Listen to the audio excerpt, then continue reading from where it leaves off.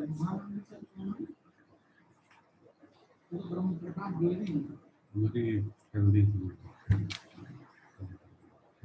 Hello,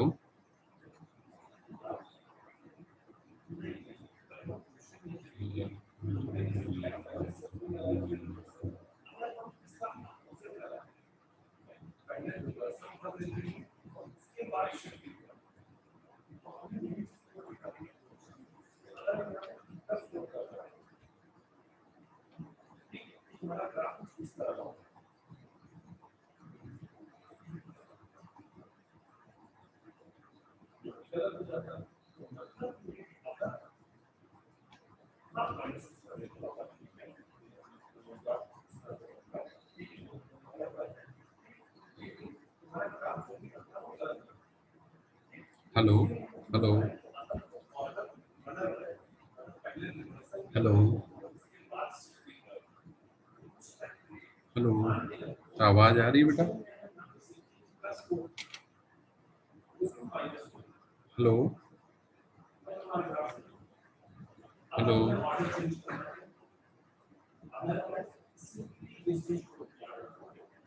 hello, आवाज आ रही है बेटा? यस सर, आवाज आ रही है। अच्छा, ठीक है। तो हम लोग की ट्यूटोरियल क्लास है, ठीक है। और मैं पहले आप लोग को अभी क्लासरूम में मैंने जो शेयर नहीं किया है, आज मैं कर दूंगा आप लोग की क्लास में। लेक्चर का भी वीडियो और ट्यूट, ये दोनों चीज़ें मैं शेयर कर दूंगा, ठीक है। बाकी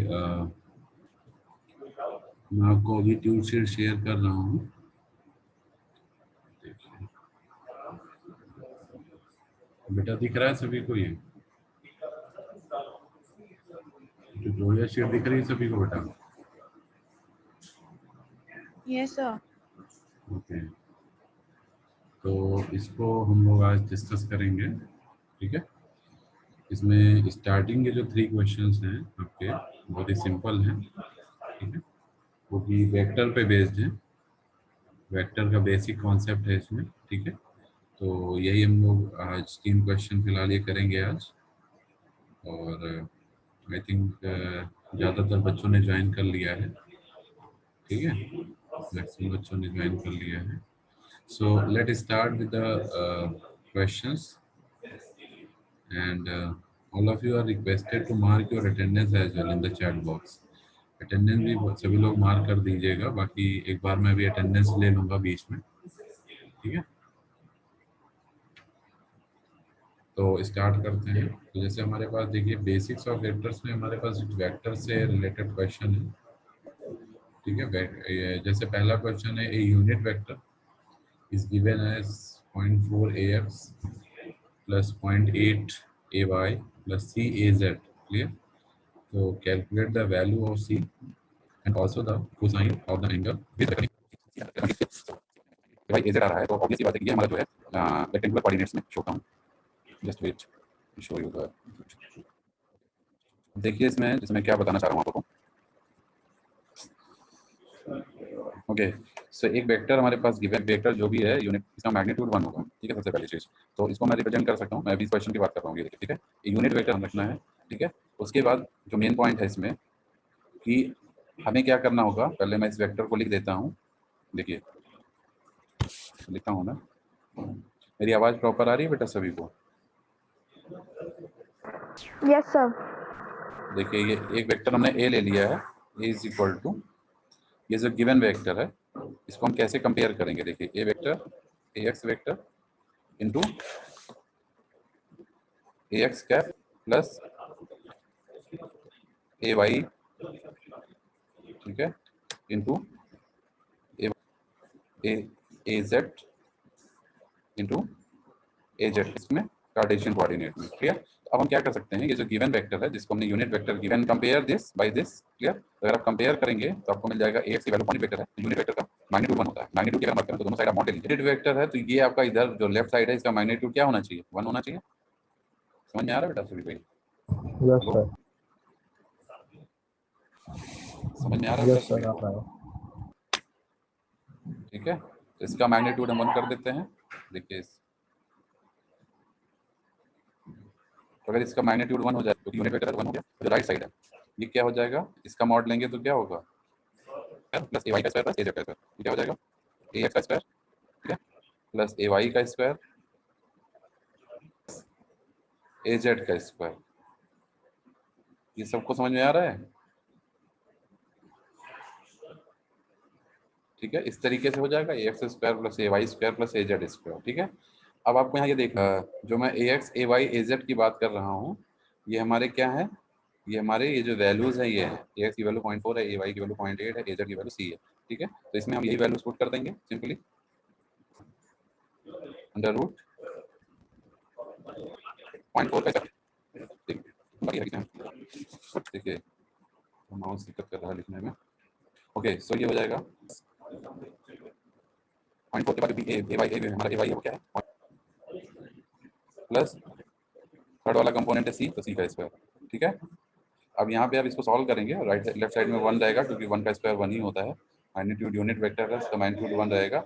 अब आप यहाँ से सॉल्व करके सी की वैल्यू निकाल लेंगे, बताइए। Hello, yes sir. सी की वैल्यू आ जाएगी ना सॉल्व करने से, बताइए बेटा, सी की वैल्यू आ जाएगी? Yes sir. ठीक है, तो देखिए सी हमारा निकल आया।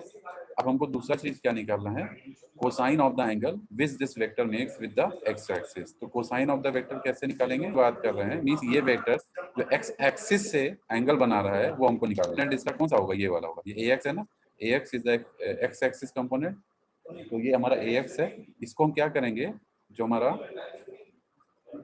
आप लोग को ये पता है कि जो कोसाइन कंपोनेंट निकलेगा कैसे निकलेगा, cos alpha is equal to what, कोई बताएगा आप में से कैसे निकालेंगे कोसाइन कंपोनेंट एक्स एक्सिस से? हेलो, बताइए कि किसी को पता है कैसे निकलेगा कोसाइन कंपोनेंट? आवाज आ रही है मेरी सभी को? हेलो,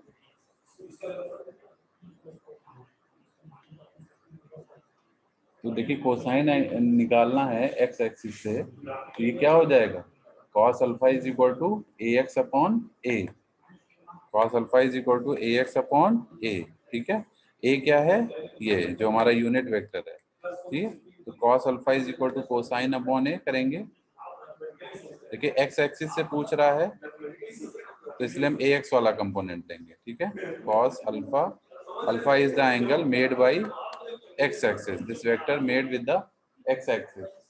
ठीक है, ये हो जाएगा cos alpha is equal to a x upon a. इस ए वेक्टर का हमने ए एक्स कंपोनेंट ले लिया। ठीक है, ए एक्स कंपोनेंट आपका 0.4 है, ये हो जाएगा 0.4। ठीक है, ए एक्स कितना है 0.4, और ए की वैल्यू कितनी रखेंगे, ए की रखेंगे 1। क्यों, क्योंकि ए तो यूनिट वेक्टर है, इसको हमने यूनिट वेक्टर बोला था ना, ये ए को, तो ए का मैग्नीट्यूड 1 रहेगा, तो ये यूनिट वेक्टर इसका मैग्नीट्यूड 1 रहेगा, तो cos alpha is equal to 0.4, alpha is equal to आ जाएगा cos इनवर्स 0.4। ये हमारा कोसाइन एंगल हो गया। ये समझ में आ रहा है सभी को? Hello, yes sir. इसमें किसी को doubt,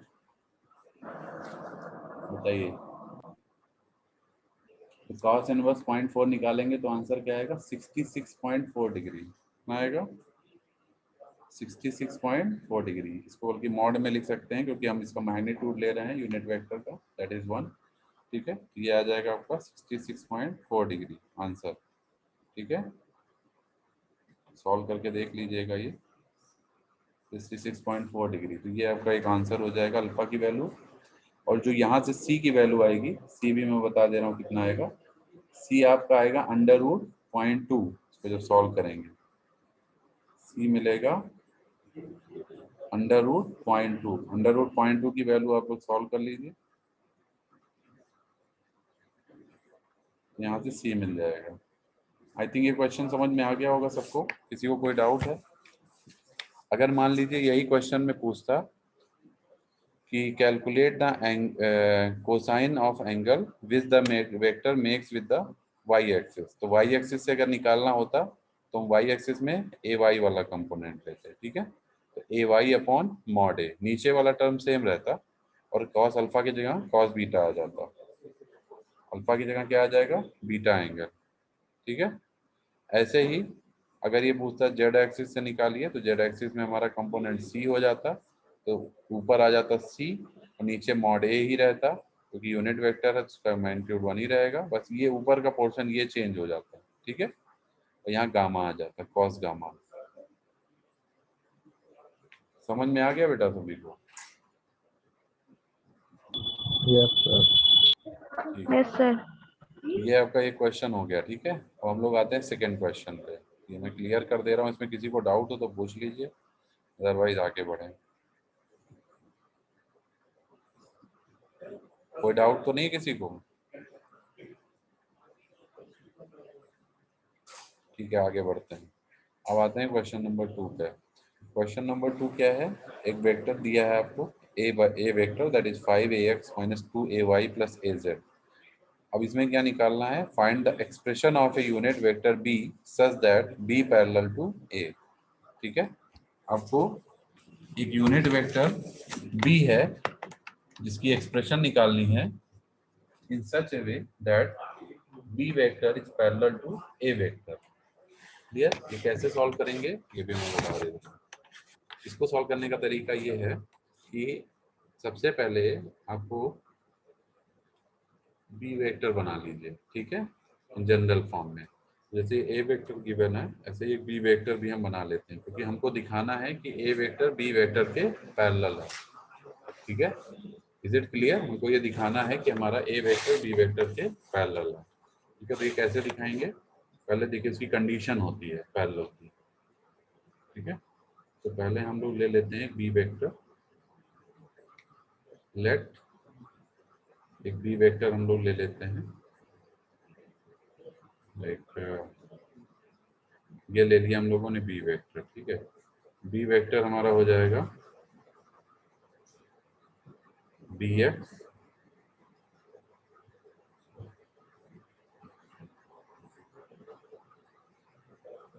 B X A X cap, unit vector is A X cap plus B Y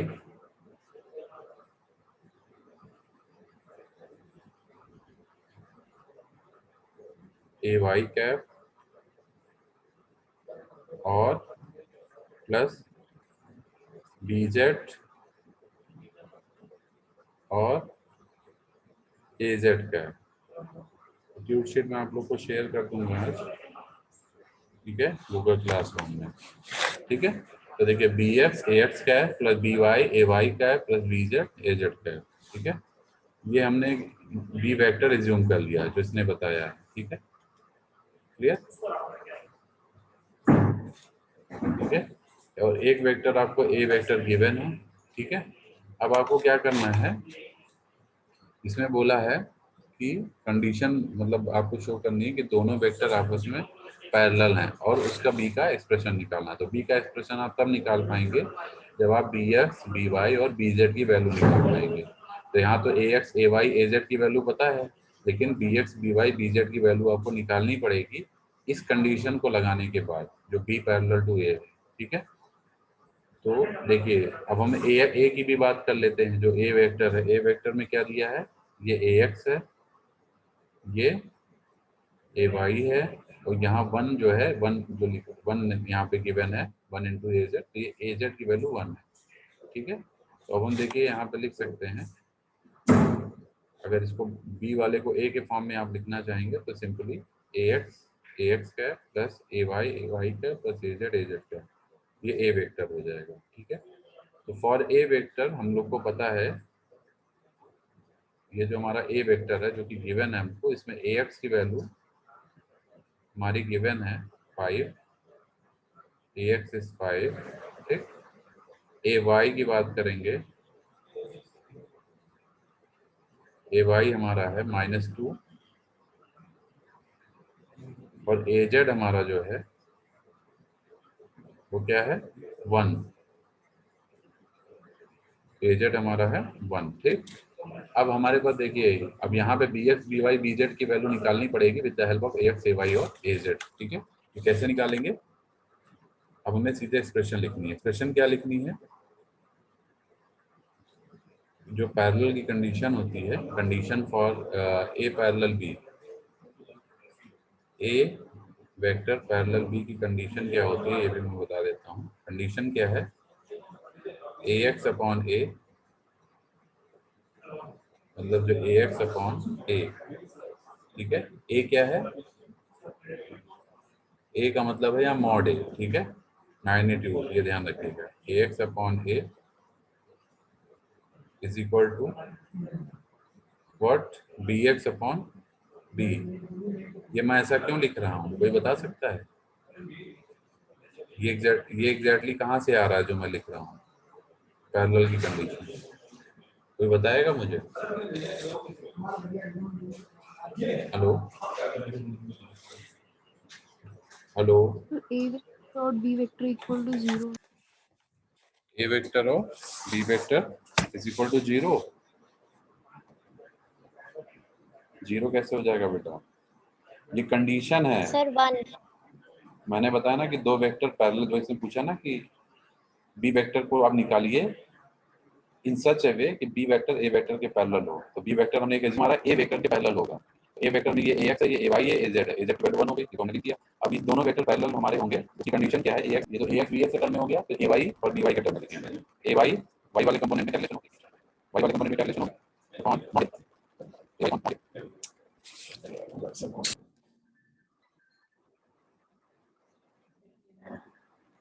AY upon mod A, BY upon mod B। मैं ये पूछ रहा था आप लोगों से कि ये इक्वेशन मैंने कैसे लिखा, ये कैसे कंडीशन आ रही है, इस तरीके से आ रही है, ये मैं जानना चाहता हूँ। कंडीशन ये हो गई ऐसे AZ, कोई बताएगा कैसे कंडीशन आ रही है? AZ upon mod A is equal to, जो पैरेलल की कंडीशन ये कैसे डिराइव हुई है? BZ upon mod B।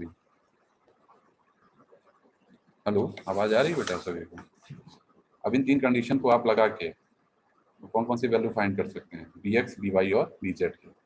जो BX BY BZ आ जाएंगे, इनकी वैल्यू उठा के यहाँ पे आप रख देंगे B वाले एक्सप्रेशन में, तो आपको एक्सप्रेशन मिल जाएगा जो कि पूछा गया आपसे। हेलो,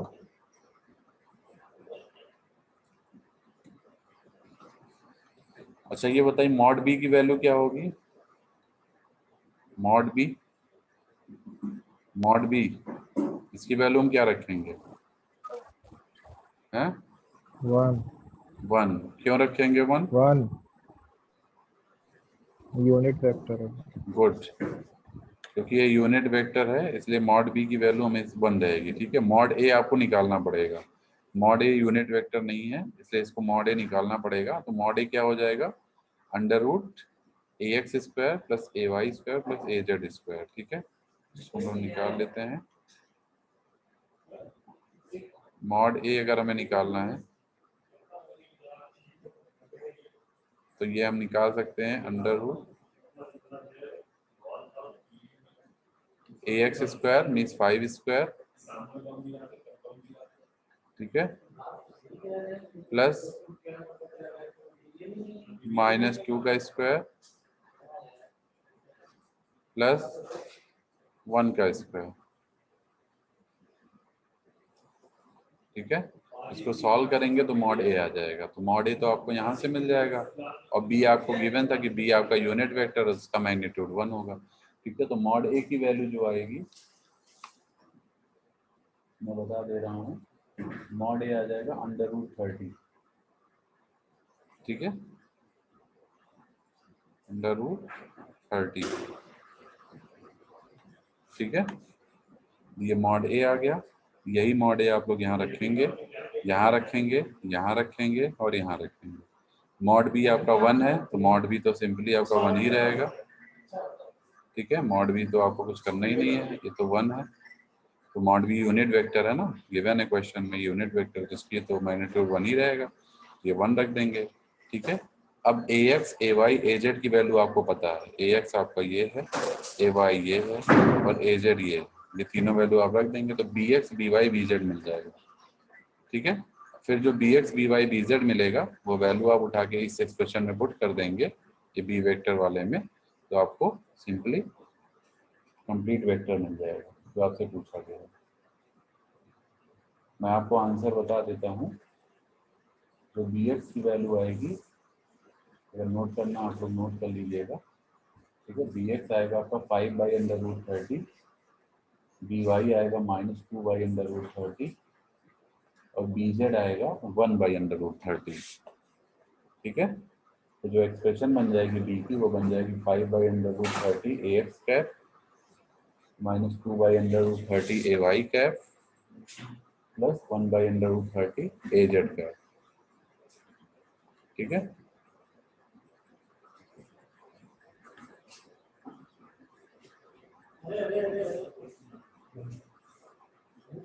ठीक है, समझ में आ गया ये? Hello hello, Yes, sir. ये क्वेश्चन समझ में आ गया सेकंड वाला? Yes, sir. हाँ, अब मैं आपसे बता रहा था ये वेक्टर पैरेलल है, उसकी कंडीशन आई कहाँ से? तो देखिए ये ऐसे आती है, मैं आपको बता देता हूँ। अगर आप देखेंगे, जैसे हम अगर ये एक्सेस ड्रॉ करें, ठीक है, ये आपका हो गया सपोज एक्स एक्सेस, ये वाई एक्सेस, सपोज ये जेड एक्सेस, ठीक। तो अब आप देखिए, अब इसमें हमारे पास क्या है, ये हम मान लेते हैं ए वेक्टर है ये हमारा, ये क्या है यहाँ पे जितने भी वेक्टर हैं हमारे ये ए वेक्टर हैं। तो जैसे ये हमारा हो गया ए एक्स वेक्टर, ये हो गया ए वाई वेक्टर, ये हो गया ए जेड वेक्टर, ठीक है। ऐसे ही मान लीजिए एक और लाइन हम ड्रॉ कर लेते हैं इस तरीके से, ठीक। ये हमारा हो गया बी जेड वेक्टर, ये हमारा हो गया बी वाई वेक्टर, ये हो गया बी एक्स वेक्टर। तो अब उन्होंने कहा दोनों आपके पैरेलल हैं, तो देख सकते हैं दोनों ही पैरेलल हैं, दोनों में X axis Y axis Z axis parallel है दोनों वेक्टर के। तो अगर दो वेक्टर पैरेलल हैं, ये इसकी कंडीशन है, ये कैसे आएगी, ये यूनिट वेक्टर के अकॉर्डिंग आती है। जैसे यूनिट वेक्टर क्या होता है, वेक्टर ए अपॉन मॉड ए, ठीक है। तो अगर हम इंडिविजुअल कंपोनेंट को देखें, तो जैसे ये एक्सिस है, ये हमारी पैरेलल है, इधर हमारा जो यूनिट वेक्टर होगा वो आपस में बराबर होगा, ठीक है। यूनिट वेक्टर का मतलब क्या है, एक्स एक्सिस की तरफ दोनों के यूनिट वेक्टर कंपोनेंट बराबर होंगे, वाई एक्सिस की तरफ दोनों के यूनिट वेक्टर कंपोनेंट बराबर होंगे, और जेड एक्सिस की तरफ दोनों के यूनिट वेक्टर बराबर होंगे। यूनिट वेक्टर क्या होता है, vector A upon magnitude of that particular vector, ठीक है। इस वजह से जो है ये हमारी जो पैरेलल की कंडीशन है वो ये आती है, ठीक है। समझ में आ गया? तो ये एग्जैक्टली यूनिट वेक्टर है, मतलब a x component a x unit vector is equal to b x unit vector, a y unit vector is equal to b y unit vector, a z unit vector is equal to b z unit vector, ठीक है। Clear? तो दो vector perpendicular कब होंगे, ए और B perpendicular कब कहलाएंगे, cross product 0 होगा। उनका डॉट प्रोडक्ट 0 होगा, ठीक है। A dot B is equal to अगर 0 है तो वो परपेंडिकुलर कहलाएंगे, ठीक है। ये ध्यान रखिएगा। अब हम लोग आते हैं थर्ड वाले क्वेश्चन पे। तीन ही क्वेश्चन हो पाएंगे अभी आज, क्योंकि अभी सिलेबस हम लोग का नीचे का कवर नहीं हो पाया है। फिलहाल 3 क्वेश्चन मैं अभी करा दे रहा हूँ। तीसरा क्वेश्चन है, find the angle between A vector आपका ये गिवन है और बी वेक्टर ये गिवन है। ए वेक्टर ये दोनों ही आपकी रेक्टेंगुलर कोऑर्डिनेट्स हैं, इसमें ए एक्स कंपोनेंट 0 है, इसमें भी ए एक्स 0 है और इसमें बी एक्स 0 है, ठीक है। दोनों में केवल वाई और जेड कंपोनेंट एग्जिस्ट कर रहा है, ठीक है। तो इसमें हमें डॉट और प्रोडक्ट और क्रॉस प्रोडक्ट की हेल्प से एंगल फाइंड करना है इन दोनों के बीच में, ए और बी के बीच में। तो ए और बी के बीच में डॉट प्रोडक्ट के थ्रू हम कौन सा एंगल फाइंड कर सकते हैं, कोसाइन या साइन, बताइए। साइन। Cosine. कोसाइन निकालेंगे, ठीक है। तो क्रॉस प्रोडक्ट से साइन एंगल निकालेंगे, ठीक है। तो जैसे डॉट प्रोडक्ट हमारा क्या होता है, सिंपली आप लोग पढ़े भी होंगे, A dot B is equal to mod A mod B cos theta. ठीक है, तो डॉट प्रोडक्ट होता है वो हमारा स्केलर प्रोडक्ट भी कहलाता है, स्केलर प्रोडक्ट है। ठीक है, इसमें डायरेक्शन नहीं है डॉट में, ठीक है, इसमें यूनिट वेक्टर नहीं आएगा। ठीक है, तो ये देखिए ये हो गया, ये दोनों प्रोडक्ट हो गए, A dot B is equal to mod A mod B cos theta. ठीक है, अब ये आपको क्या करना है, इन दोनों वेक्टर्स को डॉट प्रोडक्ट में मल्टीप्लाई करना है। डॉट प्रोडक्ट में एक और कंडीशन होती है, ये आपको मैं बता देता हूँ कि जो यूनिट वेक्टर आपस में मल्टीप्लाई होते हैं, जैसे a y unit vector a y से मल्टीप्लाई होगा, a y unit vector a z से मल्टीप्लाई होगा, ए जेड वाला ए वाई से होगा और ए जेड वाला ए जेड से होगा। ठीक, तो जो सेम मल्टीप्लिकेशन होता है, सेम कंपोनेंट्स मीन्स ए वाई का ए वाई से मल्टीप्लिकेशन, तो चूंकि उनके बीच में एंगल कितना बनता है, जीरो, ए वाई दोनों आपस में पैरेलल होंगे, तो एंगल दोनों के बीच में जीरो हो जाएगा, तो एंगल जीरो हो जाएगा तो कॉस जीरो की वैल्यू 1 हो जाएगी। ठीक है, इज इट क्लियर? तो जैसे कहने का मतलब है, अगर हमारे ए एक्स आपस में मल्टीप्लाई होंगे डॉट प्रोडक्ट के थ्रू, ये रिजल्टेंट क्या देगा आपको, 1 देगा। क्यों 1 देगा, क्योंकि आप ए डॉट बी करते हैं तो मॉड ए मॉड बी कॉस थीटा होता है, तो इसको आप लिखेंगे मॉड ए एक्स, ठीक है, मॉड अगेन ए एक्स कॉस जीरो, क्योंकि दोनों के बीच का एंगल कितना होगा, जीरो होगा। ए एक्स है, दोनों सेम है, दोनों पैरेलल कहलाएंगे। और मॉड ए एक्स का मतलब यूनिट वेक्टर है दोनों, ए एक्स मॉड, तो यूनिट वेक्टर का मैग्नीट्यूड 1 होता है, तो 1 डॉट 1 कॉस जीरो की वैल्यू 1, तो आपको कितना मिल जाएगा, ये ए एक्स डॉट ए एक्स 1 मिलेगा। हेलो, आवाज आ रही है? Hello, Yes, sir. ठीक है, क्योंकि यूनिट वेक्टर्स का बहुत ध्यान रखना पड़ेगा आपको मल्टीप्लिकेशन में, क्योंकि यूनिट वेक्टर डॉट प्रोडक्ट हो चाहे क्रॉस प्रोडक्ट हो। ठीक है, ऐसे ही a x dot a y अगर आप करेंगे, a x dot a Y, a x dot a y में क्या मिलेगा, जीरो मिलेगा। क्यों जीरो मिलेगा, क्योंकि ये दोनों यूनिट वेक्टर परपेंडिकुलर हैं, परपेंडिकुलर होगा तो कॉस 90 जीरो हो जाएगा। जैसे अभी हमने यहाँ पहले वाले में कॉस जीरो रखा था, क्योंकि ए एक्स पैरेलल थे। ठीक है, ए वाई पैरेलल है, ए जेड पैरेलल है, तो ए वाई का ए वाई से करेंगे तो सिंपली 1 मिलेगा, ए जेड का ए जेड से करेंगे तो 1 मिलेगा। लेकिन अगर ए एक्स का ए वाई से करेंगे, ए वाई का ए जेड से करेंगे, ए जेड का ए एक्स से करेंगे, तो हमेशा आंसर जीरो मिलेगा। ठीक है, तो इस चीज़ का ध्यान रखते हुए आपको इन दोनों को मल्टीप्लाई करना है। ठीक है, क्लियर, समझ में आ गया सभी को? इसका हम आपको जब इसको मल्टीप्लाई करेंगे तो देखिए लेफ्ट साइड में तो ये आपस में मल्टीप्लाई हो जाएंगे और राइट साइड में इनका मैग्नीट्यूड आएगा। ठीक है, राइट साइड में क्या आएगा, मॉड ए मॉड बी, तो मॉड ए निकालने के लिए सिंपली क्या करना है, अंडर रूट 5.8 का स्क्वायर प्लस 1.55 का स्क्वायर, और बी वाले का मैग्नीट्यूड अंडर रूट -6.93 का स्क्वायर प्लस 4 का स्क्वायर कॉस थीटा। ठीक है, कॉस थीटा। और ए डॉट भी करेंगे तो ए डॉट भी आपको वही डॉट प्रोडक्ट से फॉलो करना है, जैसे हमने बताया है, यूनिट वेक्टर को ध्यान में रखते हुए सॉल्व करेंगे, थीटा आपका निकल आएगा। समझ में आ रही है बात? ये थीटा क्या है, theta is the angle between A and B. ठीक है, एक प्लेन ए बी है, ए और बी के बीच जो हमारा एंगल बन रहा है दैट इज थीटा। ठीक है, ऐसे ही अगर हम क्रॉस प्रोडक्ट की बात करेंगे, क्रॉस प्रोडक्ट में क्या होता है, यूनिट वेक्टर भी इन्वॉल्व हो जाता है। समझ में आ रहा है बेटा सभी को? Hello, Yes, sir.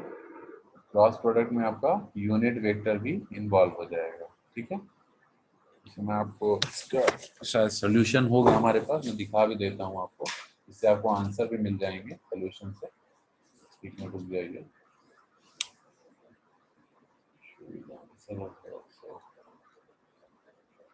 Cross product में आपका वही है, a cross b is equal to mod A mod b sine theta और एक यूनिट वेक्टर उसके साथ और आ जाएगा जो डायरेक्शन बताएगा। ठीक है, हालांकि वो यूनिट वेक्टर है, जब कैलकुलेशन करेंगे तो उसको 1 रख देंगे यूनिट वेक्टर। ठीक है, तो a cross b is equal to mod A mod b sine theta. ठीक है, ये आपको सॉल्व करना है। तो ए क्रॉस बी कैसे निकालेंगे? Cross product.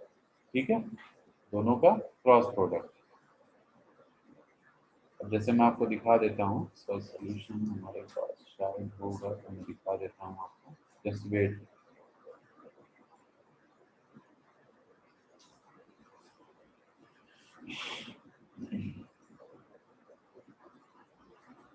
ओके, सो मैं आपको शेयर कर रहा हूँ एक फाइल। अटेंडेंस सभी लोग अपनी मार्क कर दीजिए।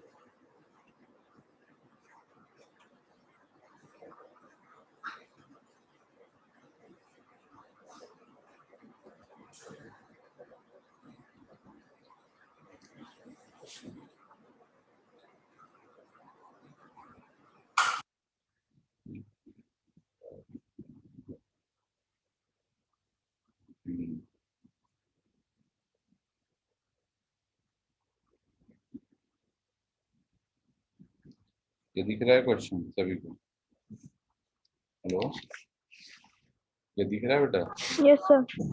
यही क्वेश्चन है, find the angle between A and B vector. देख सकते हैं आप लोग। ठीक है, ये देखिए, ए डॉट बी किया, A dot B cos theta, मतलब मॉड ए मॉड बी कॉस थीटा। ठीक है, ए डॉट बी हमने निकाला, तो नोट करके दिखा देते हैं।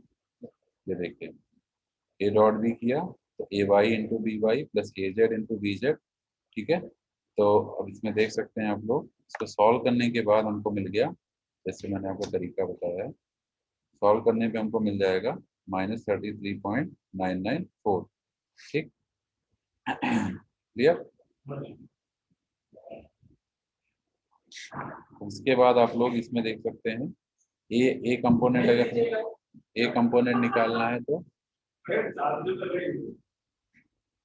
ए कंपोनेंट अगर आपको निकालना है तो कैसे निकालेंगे? √ax² plus az²। ax² plus az², क्यों? क्योंकि वही दोनों कंपोनेंट ही हमारे पास मौजूद है। तो इसका मॉड ए जब निकालेंगे तो मॉड ए क्या आ जाएगा? √5.8 का स्क्वायर प्लस 1.55 का स्क्वायर। ए वाई और az कंपोनेंट मौजूद है। ठीक है, ऐसे ही बी वाले को निकालेंगे, मॉड √by² प्लस bz²। ये हमारे यहाँ पास मॉड वैल्यूज आ जाएंगी दोनों की, और किसको मैं लिख देता हूँ, ये मॉड वैल्यूज हैं।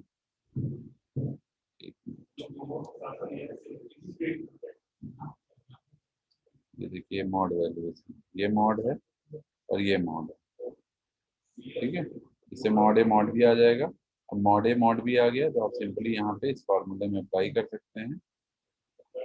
ये देखिए, ए वेक्टर डॉट बी वेक्टर हमारे पास आ गया था, ये -33.994, यहाँ आ जाएगा -33.994। मॉड ए मॉड बी की जगह पे आ जाएगा आपका ये दोनों वैल्यूज 6.003, 8.001, और कॉस थीटा से थीटा निकल आएगा आपका 44 डिग्री। ठीक है, clear? Hello, Yes, sir. Cross product की अगर हम मारते हैं तो a cross B equal to होता है ए मॉड बी साइन थीटा। ठीक है, इनटू यूनिट वेक्टर। तो देखिए यूनिट वेक्टर का तो मैग्नीट्यूड 1 हो जाएगा। इसमें भी आपको ध्यान रखना है कि जो हम यूनिट वेक्टर्स का क्रॉस मल्टीप्लिकेशन करते हैं उसमें कंडीशन चेंज हो जाती है। कंडीशन कैसे चेंज हो जाती है?